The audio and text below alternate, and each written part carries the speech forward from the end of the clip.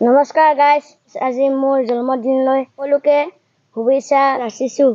আজি মোৰ জন্মদিনটোত তামোল পুলি এটা ৰুব লৈছোঁ। আমাক গছ গছনি বহুতে প্ৰয়োজন। এই তামোল পুলিটো এনেকৈ বাঢ়ি আহিছে। আজি বেটা জন্মদিনৰ উপলক্ষে এটা তামোল পুলি ৰুবলৈ লৈছে, কাৰণ আমাৰ গছ গছনি বন্ধু।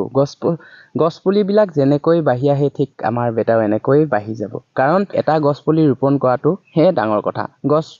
গছ গছনি আমাৰ বন্ধু। গছ গছনি নহ'লে কেতিয়াও আমি জীয়াই থাকিব নোৱাৰোঁ। আমি সমাজত প্ৰায় তামোল পাণ প্ৰয়োজন হয়, সেয়েহে তামোল পুলি এটা প্ৰথমে ৰুইছোঁ।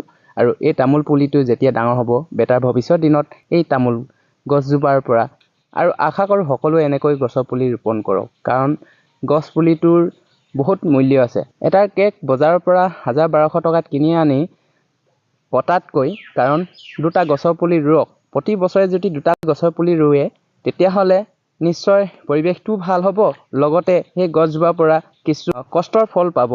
আৰু সেইবাবেহে আজি আমাৰ বেটাই এয়া গছৰ পুলি ৰুবলৈ লৈছে।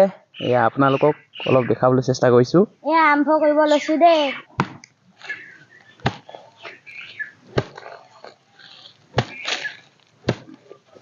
এয়া বেটাই গছৰ পুলি ৰুব লৈছে, আৰু এনেদৰে সকলোৱে গছৰ পুলি ৰোপণ কৰক, কাৰণ তামোল পুলি বুলি কথা নাই, যিকোনো পুলি আপুনি ৰুবলৈ পাৰে। গছ ৰুলে আমাৰ কোনো উপকাৰী নহয়, উপকাৰহে হ'ব। সেয়েহে সকলোৱে গছৰ পুলি ৰোপণ কৰক, কাৰণ বাৰ্থডে বুলিয়েই অকল গছৰ পুলি ৰুইছোঁ সেইটো কথা নহয়। প্ৰতি বছৰে যদি নামঘৰত কিবা এটা অনুষ্ঠান পাতিছে, তেতিয়াও গছৰ পুলি ৰুৱক। সেই গছৰ তলত সকলোৱে জিৰণিও ল'ব, আৰু সেই গছৰ পুলিটোৰ পৰা সকলোৰে উপকাৰ হ'ব, কাৰণ গছ পুলি আমাৰ বন্ধু। আৰু আজি এই ভিডিঅ'টো চাই কেনেকুৱা লাগিলে আপোনালোকে একেবাৰে কমেণ্ট কৰিবলৈ নাপাহৰিব।